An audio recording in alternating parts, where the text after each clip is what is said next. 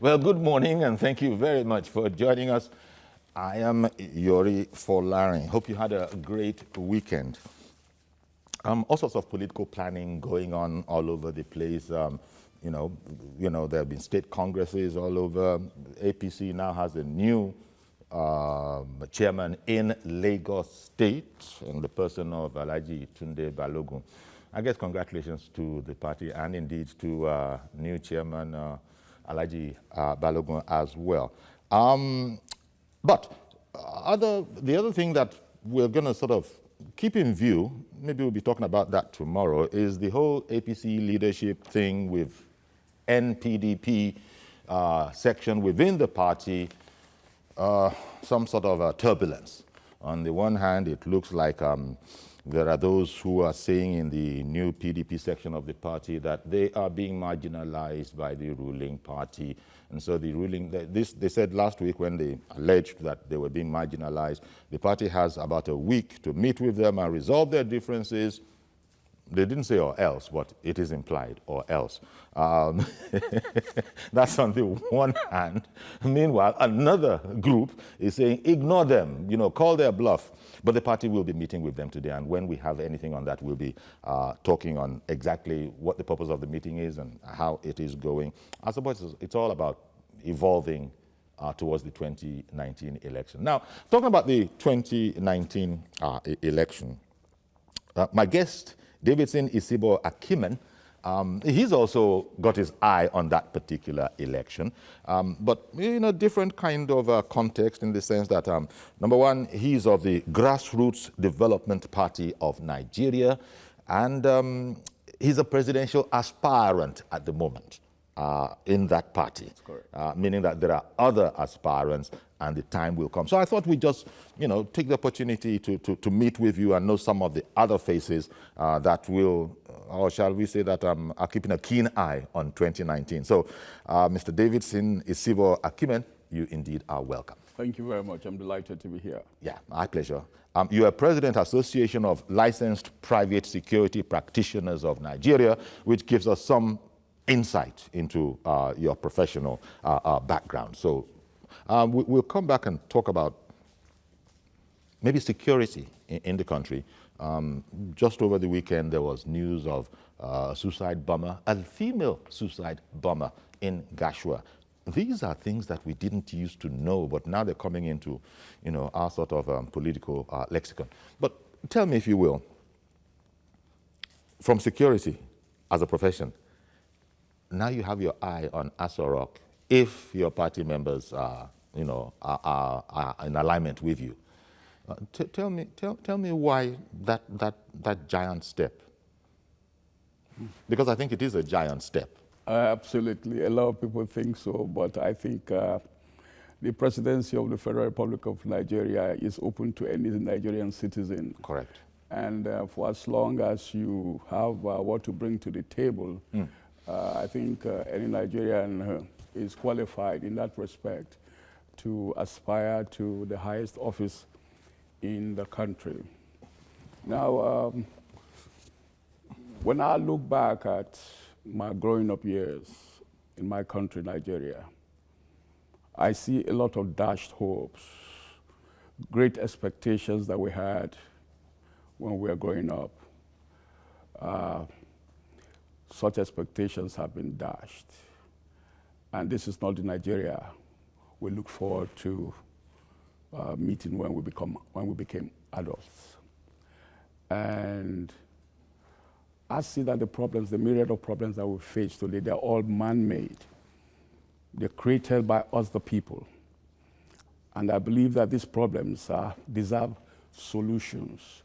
Solutions that will take us from the point where we are now as a nation to the point where we ought to be, where we deserve to be, giving committed leadership, giving leadership with foresight, giving visionary leadership.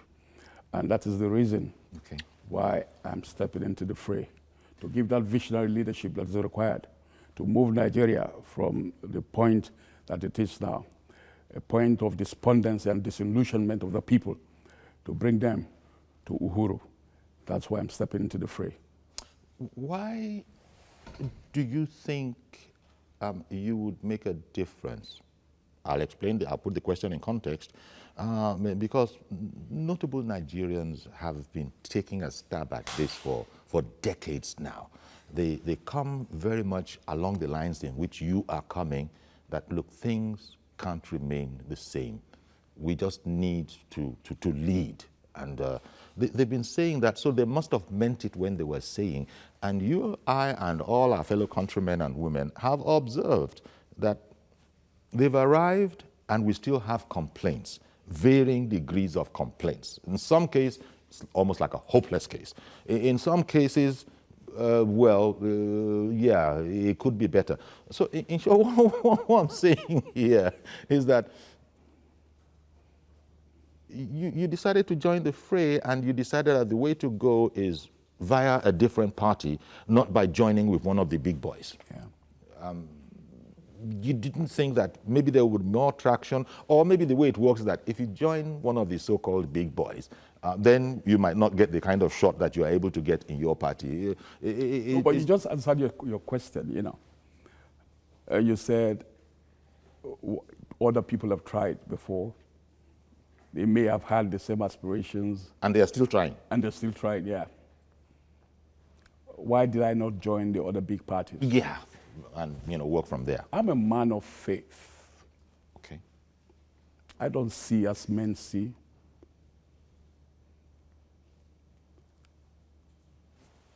I entered into politics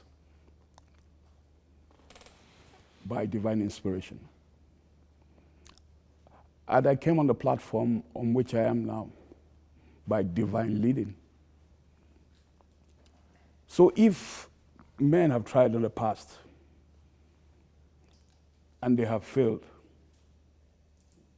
and if the parties on which they had ridden had failed the country itself, then it stands to reason that I'm on the right track.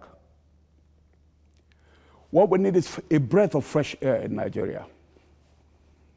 If we keep doing the same things, the same way, and expecting to experience a change, then I think that is the height of insanity.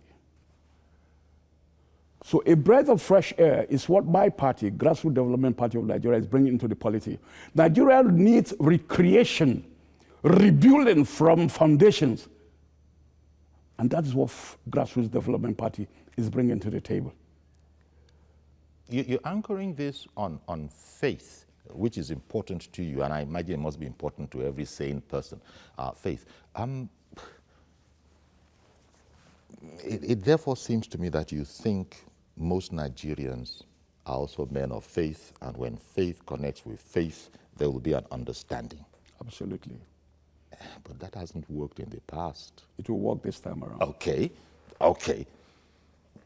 It will work. Never say die. This time around, it will work. Are you thinking along the lines of what I have heard before, people saying that, since we're going along, we're talking about the divine, the spiritual, and politics, as incongruous as that might seem to be, you're saying not necessarily so. Everything depends on, how you handle it.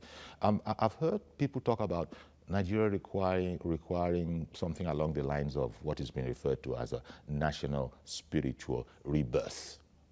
That when we come to be reborn, into our actual, shall we say, let's continue the, spiritual tones. When we become reborn into our actual destiny, when we come to recognize and realize what we are as men of faith might talk, then there can be a catalytic action. Absolutely. Listen, you cannot be anything of value if you don't have values. If I may break that down, you must uphold certain values for you to be a person of value. Nigerians must begin to look at themselves from the point of view of valuable citizens. for us to be able to build value in every aspect of our lives. I don't know if that, What does that makes valuable sense to you. citizens mean? Are citizens contributing value or citizens that are valued? Citizens contributing value, citizens that have self-esteem. And that is the way they can contribute value. If you don't have self-esteem, if you don't believe that you are valuable, and if you don't have values that you adhere to, it will be difficult for you to become a valuable individual. And by generalization, for the nation to become valuable in the international community, for anything that you do to be valuable, yeah. Do you think we collectively then have a low self-esteem, normal self-esteem, or high self-esteem? I'll tell you, as a result of the kind of governance that we've had over the years, there's been a pauperization of the people. Pauperization not only in terms of capital, but also in terms of the mind. The Nigerian needs to be liberated. The Nigerian needs to be given self-worth by the leadership, for them to be able to know that they are also contributing to the development of the nation. They can also contribute. They can also have something to offer. But when you pauperize them in their thinking, what you have is a great divide. A great divide between the leadership and the followership. And the followership are suppressed and cannot rise up in their thinking to build, to create, to innovate. So there's a problem there. And that problem has been as a result of the manner in which the leadership has caged the people. And that has probably led to, and I think this connects with corruption, because when people are stealing all over the place, I use a word that isn't usually used, but that's what corruption is. Oh, that reminds me of another infamous quote: stealing is not corruption. But when people are stealing all over the place, it can only be because they don't have faith either in the process or in the situation. And so, look, no matter what all the reverend fathers will say, no matter what all the malams will say, indeed, no matter what the holy books would say, I beg, look, let me just grab hold of this 14 billion that I'm able to grab hold of. That will be my faith. Let Nigeria continue. It probably is not going to do better than it is doing. This is the way an unpatriotic Nigerian might be thinking. And so they will steal anything from 14 million to 14 billion. And we are fighting corruption right now. The present administration is hell for leather against corruption. Every right-thinking member of society thinks that that is very, very, very important. So corruption would seem to indicate that people don't have faith, the kind of faith you require to move your train. Yeah, you see, I call it primitive accumulation, what you were trying to describe. And it's also a result of the poverty of the mind. You see, let me tell you. But who's going to uplift them, because they're still in this poverty stage, and then people are coming. You know, the Yoruba people have an expression that you do not preach to a hungry person. He's got to have a full belly before he will listen to your sermon.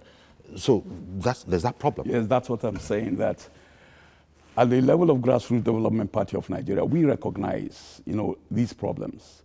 And that is why our government is looking at the issue of food security as a major thrust of our programs. Okay. Which must mean that you approve of some of the programs going on in this administration in connection with what you're just talking about. Yeah, maybe you want to extend it, but no, definitely surely we're going to extend it, because the approaches here, the approaches to food security by this administration, well, they are laudable, but they can be expanded, and indeed they should be expanded. Now, this will come with innovations in how to do agriculture in 21st century world.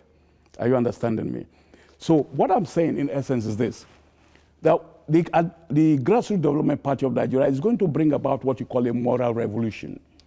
Oh, okay. I talked about a national spiritual rebirth. Well, you are saying that, look, it's a moral revolution. Let's talk about that, because that sounds like I mean, I can understand it, and a lot of viewers will also understand it. But I'm concerned, will it not be only those who have had access or proximity to the ivory tower, so-called, that will understand what a moral revolution is in a pauperized society where people are voting based on a bottle of Fanta and a loaf of bread? That's one of the reasons why we have to even embark on that moral revolution. Because Nigerians have now turned right into wrong, wrong into right.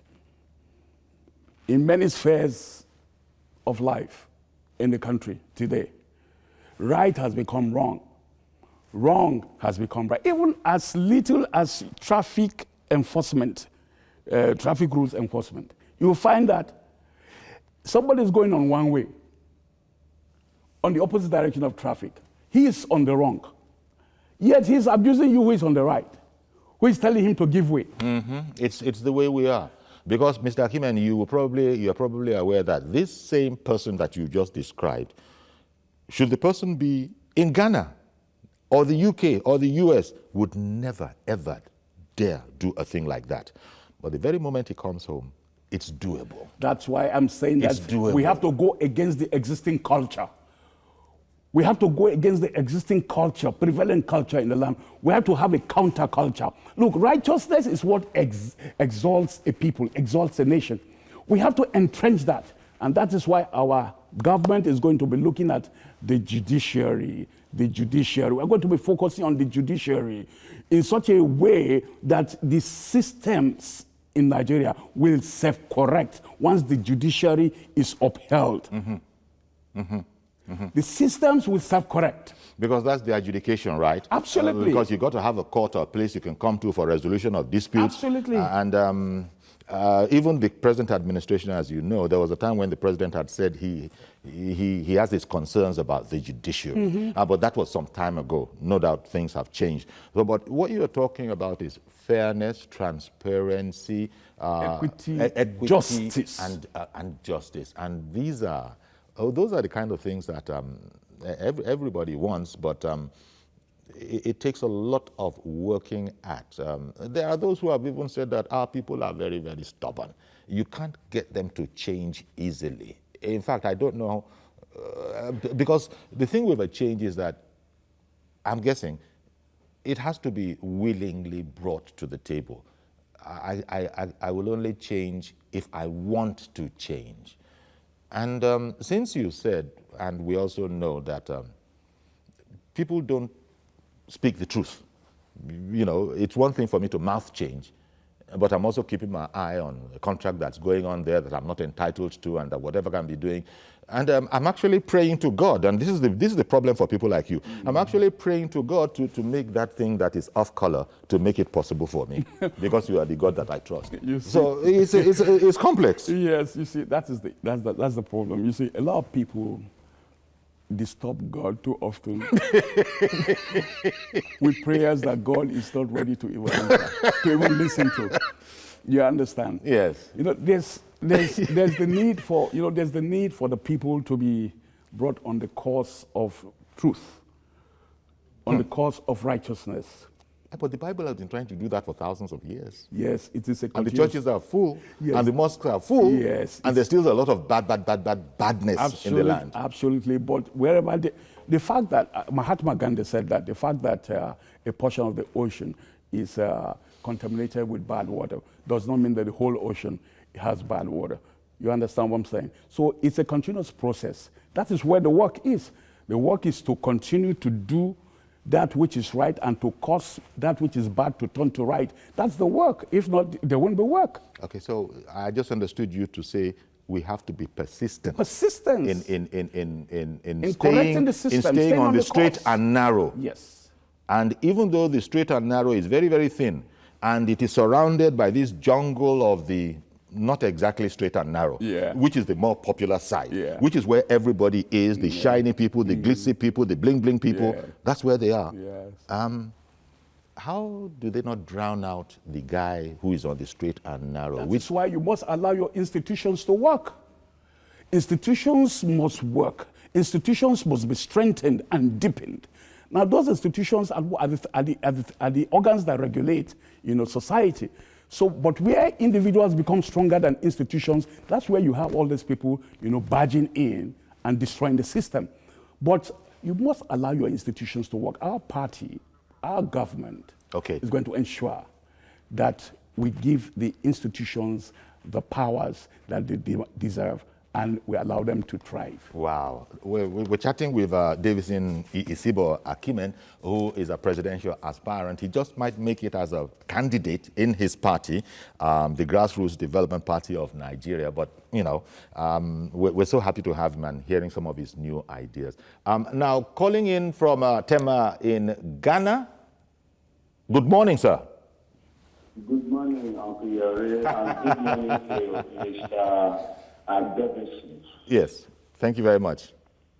Yes, sir. He's thinking of a moral revolution.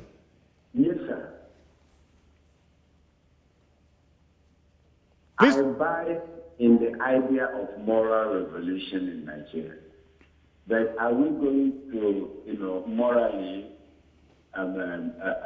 sanitize our people, whereas the Constitution, which is the governor of a particular nation, the way and life of a particular nation, is the one that was issued to you, to Nigerians, by people like us, the soldiers. How are you going to work? How are you going to tinker the Constitution? Because it is the Constitution, the lapses, the loopholes in the Constitution that makes politicians to do whatever they are doing. And once it suits them, they clap their hands. And once it turns against them, they cry foul. Today, I just heard on your breaking news that Onisametu, collapsed in the court. Why didn't he collapse when he was taking the money? In Ghana, you cannot drive anyhow as small as Ghana. The budget of Lagos is twice, or let me just say, 1.5 of the total nation's annual budget. Why are we not here that way? Why are we not behaving that way? Why must we do things that other people will look at us and laugh at us, look at them? Anyway, Uncle Davidson, I will encourage you, no matter how, because the Nigerian political arena has been monetized. If Nigeria will adopt a free, fair, at least let me say 45% fair and fairer election, people like you will campaign. We are tired of the backlashes we are getting from all around the nation. We are tired of old people recycling themselves, putting themselves there as demigods. They dictate for other people, whereas they could not do anything while they were there. Indeed. Thank you so much, and I hope that God will help you. Thank you very much. Thank you very much, Mr. Maxwell in Tema, Ghana. It was something of a reflective conversation this morning about leadership, because there's plenty of time for and opportunity for all other, shall we say, hardcore, so to speak. But it's not as if this is exactly soft. In fact, this should have been the hardest core if we had not pushed it to the soft core category. Because, and it's an ideal that we cannot give up on. After all, it is the ultimate ideal. But whoever is coming, as is exemplified by those who are even running affairs now, that you would unseat if the majority democratically say so, they've been taking a stab at it as well. And we just have this situation where the National Orientation Agency of this country, you're talking about institutions, I don't even know what they are doing, where they are doing, where they are. I don't know. So becoming a good person, and I just couldn't find any more simplistic way to put it, becoming a good person, did I imply there that we're not good people? I hope not. We could be better. Let your yes be yes, let your no be no, let green be green, let white be white. You know, that's not what happens. Somebody is going to come up and say, this red you're looking at is purple. And it's going to start to prove it. And there will be lawyers, there will be SANs that will head towards the court to show that actually it is when you combine red and blue and something like that.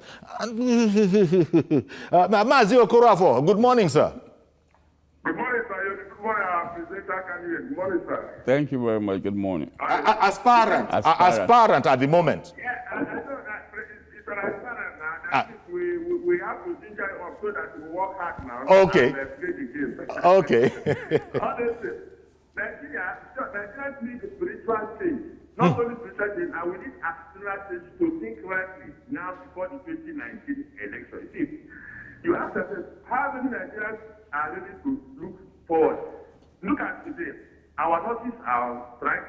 The hospitals are just like that. People are dying. Nobody is talking about such reality. That is to show you the level of literacy we have in Nigeria. Because if we take away, you see that 80% of Nigerians are illiterate.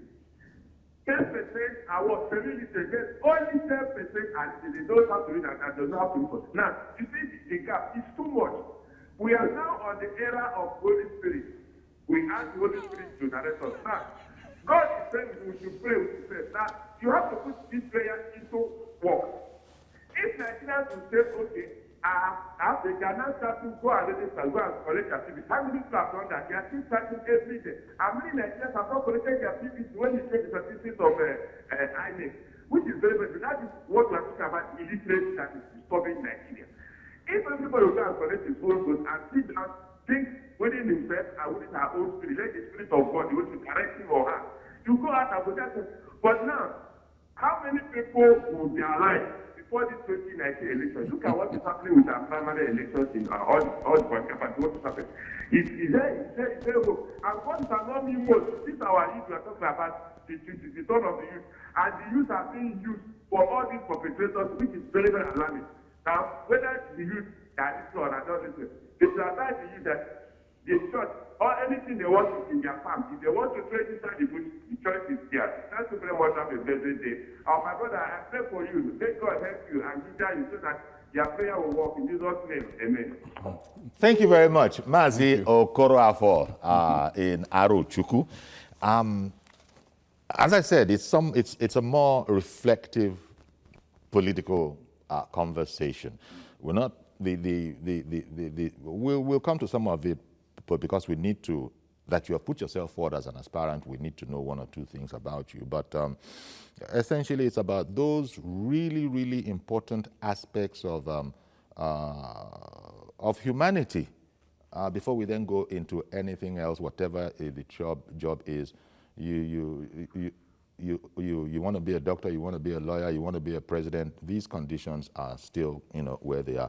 Let me go on a break. We need to go a quick break so we get that out of the way. We'll come back, continue this conversation, and continue with your calls on the problem of leadership in Nigeria and efforts to sort of, address it. Stay with us, please.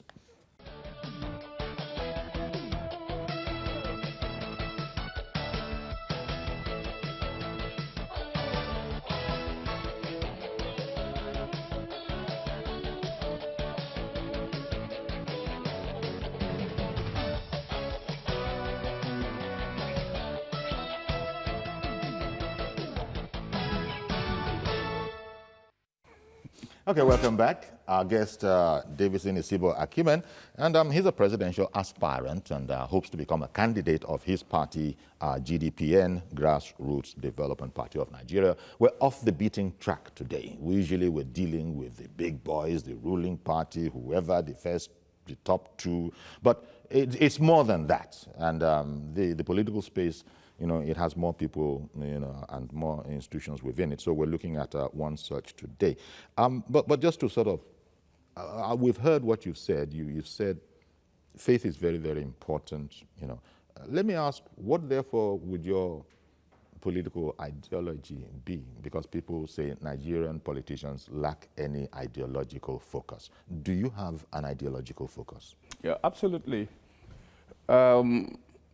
By our name, Grassroots Development Party of Nigeria, I mean, it's straight, grassroots development.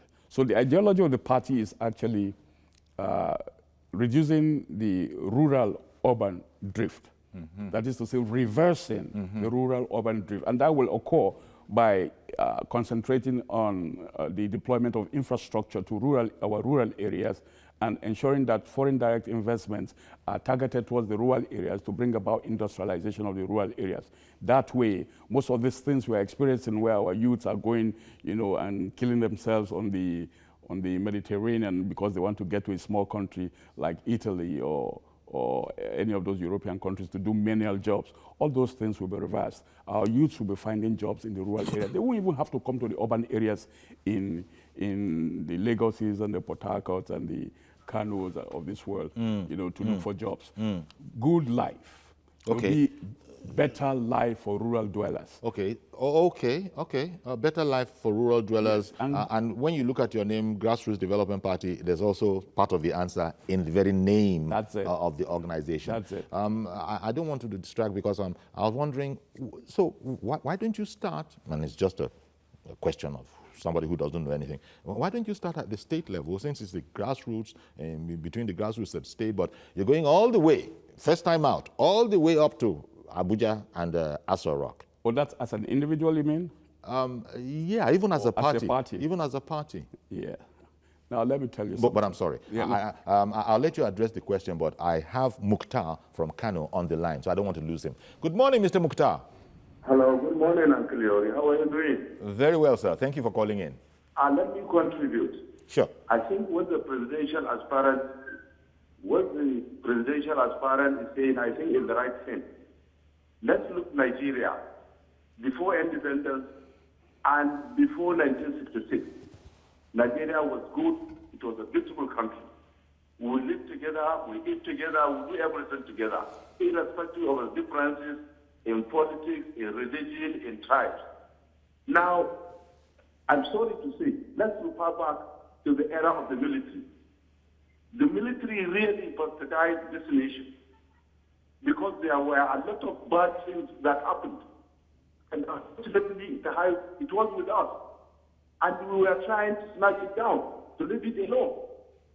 So I will agree with him that the Muslims, the imams, the Christians, the bishops need to reorient the minds of the people. Look, we are one. God has created us to be one. Now let's drop all our differences and put the nation first. The nation is greater than any other individual. We come and go, but the nation remains. So the injustice that is going on in terms of corruption, there is financial corruption, there's mental corruption, there's political corruption, there's judicial corruption, but all the time Nigerians call for financial corruption, and that is only one aspect. If you don't touch other aspects of it, we cannot go anywhere. So I would agree with him that moral and spiritual teachings are the pillars of how we should become real human beings, like we see in other Western countries. They live peacefully, irrespective of their tribes, irrespective of their religious affiliation. So I think we need to wake up, because the abject poverty that is being inflicted in the minds of Nigerians is not fair. It's not fair at all. And if we should carry on with this, I am sorry, it is hard that Nigerians will be in a peaceful situation where one can eat 3 square meals. Indeed. Thank you very much. Thank you very much. And another aspect of this is that it's a horrible thing to say, but it seems to me that there are those today who actually consider that this country belongs to them, in terms of we determine what happens. We determine what goes where. We determine what we will do. You know them. They are there. I don't need to go through the names. They've been there through the ages, and they've become the power block. They've been there from independence in various, scraps, remnants, and forms. Sometimes they bring their children in, just keeping that dynasty going on. When a poor, honest, godly Nigerian like Grassroots Development Party of Nigeria comes along, How is it going to break into that clique that have got everything locked down? Is there a need to break into it, or can they be ignored while you continue with the challenge of mobilizing the people? Because that's where the power really is at the end of the day. When you go to the polls and INEC is reading out one day how, Grassroots Development Party of Nigeria has scored 78 million votes. Now, that's power. The people have spoken. How are you going to do that? How are you going to get the people that disappointed Gani Fawehinmi? You know how it went. Gani Fawehinmi, that was fighting for everybody and all of that, when it came to put your money where your mouth is, everybody ran away. Yes, okay. Now, if you look at the evolution of party politics in Nigeria from independence, you will agree with me that a majority of the parties have been elitist in nature. Yeah. Grassroots Development Party of Nigeria aligns with the philosophies of parties like Aminu Kano's People's Redemption Party. Mm-hmm. It's a party for the people. 90% of Nigerians are grassroots. These are the people who have the powers. These are the people that, by way of the social contract, give the powers to the leaders to rule over them. Yet they are the ones that don't get the benefits of democracy. Democracy is supposed to be a government of the people, for the people, by the people. But in Nigeria today, what do you find? It's a government of the people, by the people, for the elites. And that is what we are about to change. And it has to come with the, voter education, massive voter education. For me, as a presidential aspirant, if we can bring about the reorientation of the Nigerian mind, build into the consciousness of the Nigerian that he should not sell his future for peanuts to persons who will come asking for, for their votes during elections. And then 4 years after, he doesn't see anything. 4 years after, they come with peanuts again to give. If we can achieve that, I think I've done my best. So you think that that sermon, if effectively delivered, can work? Absolutely. Okay, let me, Yakub in Dokwemu, thank you very much for holding on. Good morning, sir. I think I lost him. I lost Yakub. Okay, you look, there's the other matter of the monumental expense of an endeavor such as this in Nigeria. Because even if you're going to change anything, you still have to work within what we have at the moment. And people around you who are jostling for the same thing are going to be bringing their own ways and means to bear. So I don't know if Grassroots Development Party of Nigeria also has a war chest of something like 200, 300, 400, 500 billion naira to expend on this particular project. Those are the kind of figures we're hearing. And does it matter whether or not you have that kind of, shall we say, tool in your war chest? I know there's money in politics. There's that element of money in politics. But politics ought not to be all about money. Now, I'm telling you about the need. They ought not to be. Yeah. From a moral perspective? Absolutely. Yeah, from a moral perspective. But who cares about morals in what you see on the political landscape? But okay, we've done money politics since independence. Where has it taken us? Where has it taken us?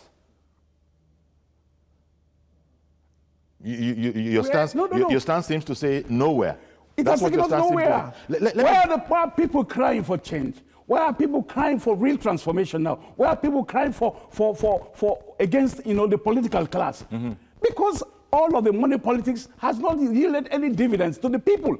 So the people need to see real dividends. You think people are ready to abandon money politics and come into, shall we say, politics of... the realization is dawning now on the people. Okay. It's dawning on the people. Okay, and you are sort of moving in at the right time to see if you can connect with this new dawn. Not just to connect, but to ensure that we perpetuate that consciousness. Okay. Divine, thank you for holding on. Good morning. Good morning, Professor Chief Okwuyari. Yes, I want to make a contribution. In as much as we cannot change our constitution. We are not heading anywhere. The problem of this country is the constitution that is not built in a solid ground. The Nigerian constitution is not in a solid ground. And any building that is not built on a solid foundation cannot stand. Until we change our constitution by ourselves, until we change this recycling of leaders from 1950 to there, we are not going anywhere. Until we begin to punish those that steal government money and not those that steal goods, we cannot go anywhere. Let us forget about speaking grammar or whatever, that they were going to do this, I'm going to do this. The problem of this country is within us.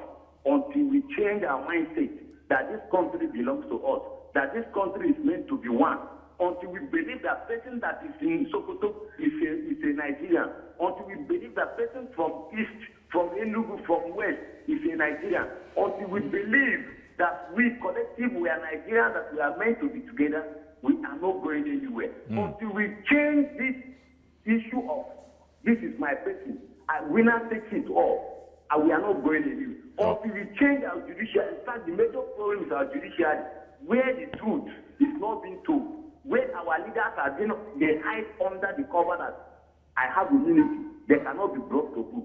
Without we changing this ideology, Nigeria, we are not moving forward. And with your guest in the studio, I want to tell you, going to Aso Rock, it is not easy, but we know by the grace of God, one day somebody that God will send to be there.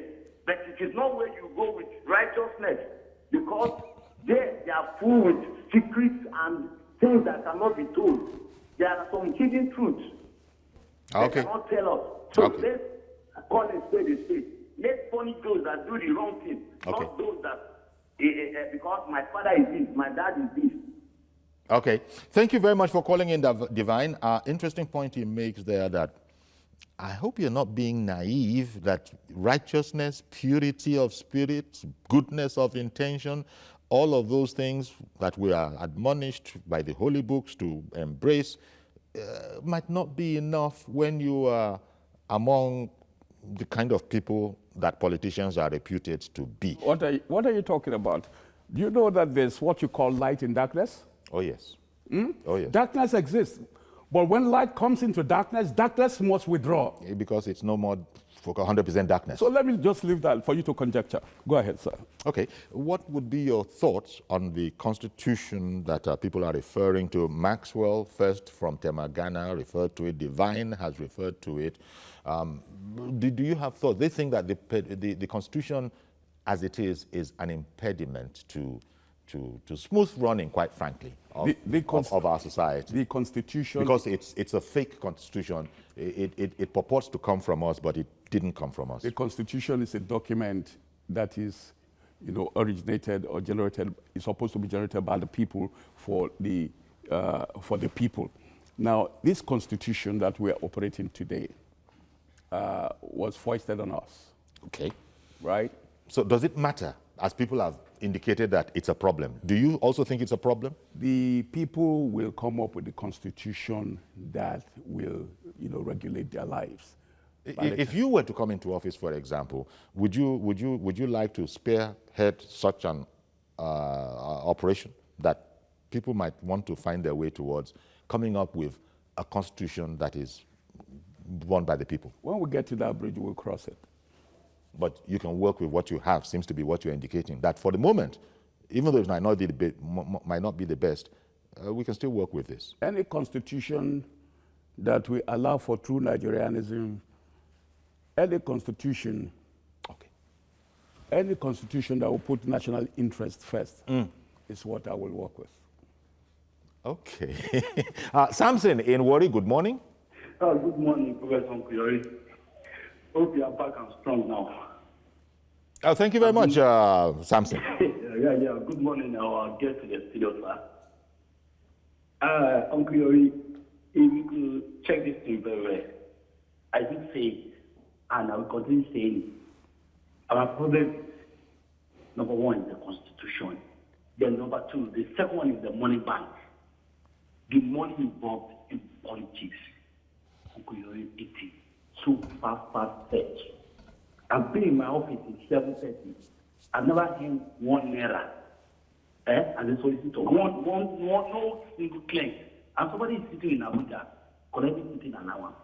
And people are suffering. If you come down to the 8 here where I'm talking to you now, people are begging for money. They cannot have 50 naira. Let me just buy bread and turn it with something. I share this money. See how our people are living. This is the God life. And some people, let me tell you, last week, we were not around. We just brought 1 meter or something. He said he has been in Lagos House of Rep for first time, this is the second time. He said next one I'm going to House of Rep. So all together, they don't have work. Well, wait a moment. You can't disparage our guests. You could call into the particular program and have your say, but this back disparagement. No, it's something you understand that it's because of the money involved. It's not because of the money involved to start people. You don't think it's service? My guest in the studio, sir, can you collect 500,000 as a monthly allowance? I think we will not collect it. Nobody will collect it. The presidency to 500,000, rep 150, those government 50,000. You don't see anybody there. I'm a PhD holder. I can tell you that all my money taken over the head of money go up to 30,000. Good morning, 300,000. Good morning, Uncle. Good morning, Samson. Samson is angry. Anyway, so you said that, look, the Constitution might be an issue, but you can work with whatever we have in as much as Nigerians are working with it. And as to interest in changing the Constitution, we'll cross that bridge when we get to it. Okay. You're a security professional. You're president of the Association of Licensed Private Security Practitioners of Nigeria. Give me your thoughts on efforts of this administration to security. Is this what you would do if you were there, or are there aspects that you would do differently? First, I must give a pat on the back to the administration, in the manner in which it tackled the Boko Haram crisis, the Northeast.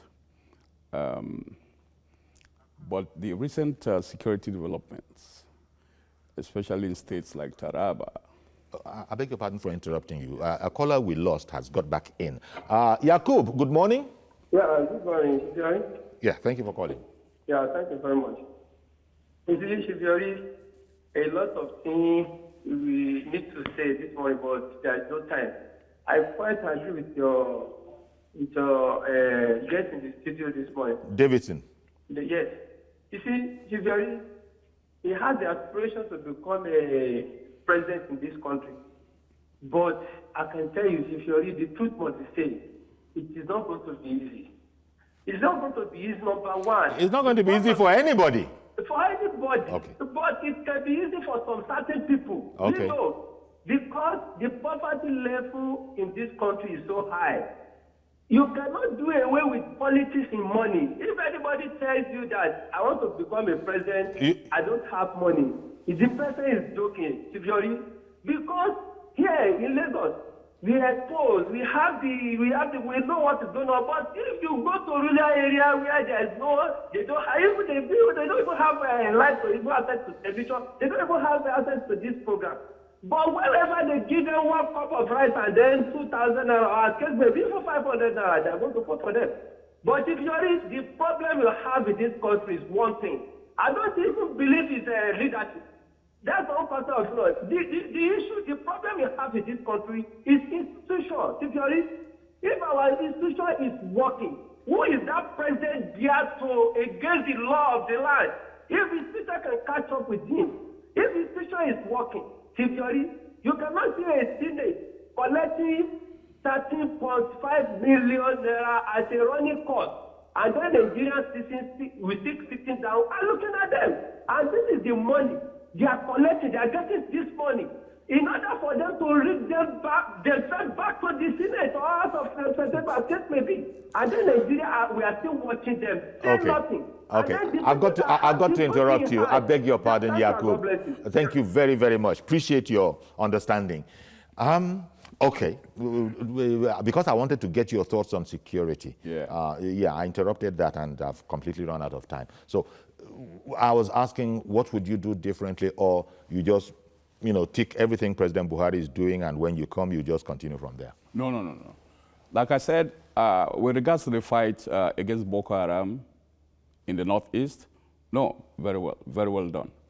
Now, but other cases of insecurity that we experience in the land, we're looking at the cases of kidnappers, looking at the cases of armed robberies, cases of killings by herdsmen, of innocent civilians, in states like Taraba, Benue, Adamawa. Well, terrorism related. Yes. I'm trying to separate crime, robbery from terrorism, like a young lady wanting to blow herself up and all of that. That's terrorism related. Yes. So, what we will do differently is that we'll be looking at the security architecture.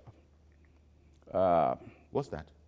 When I talk about the security architecture, I'm talking about the agencies that constitute the security sector, and then their interrelationship and the roles that they play. Okay. So we'll be looking at that. That could be improved, right? Absolutely. Because right now it's not where you think it should be. It will be improved in such a manner that security operations will be very fluid.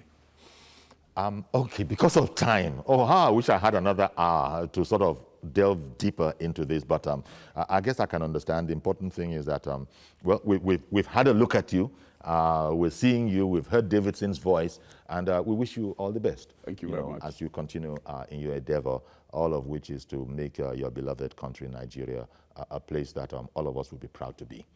Thank you very much. Indeed, thank you very much. Davidson Isibo Kimen, our guest today. And that's our program, actually. Join us tomorrow for a fresh edition at 10:30 in the morning. I'll be back, God willing. I'm Yori Folarin. Bye-bye for now.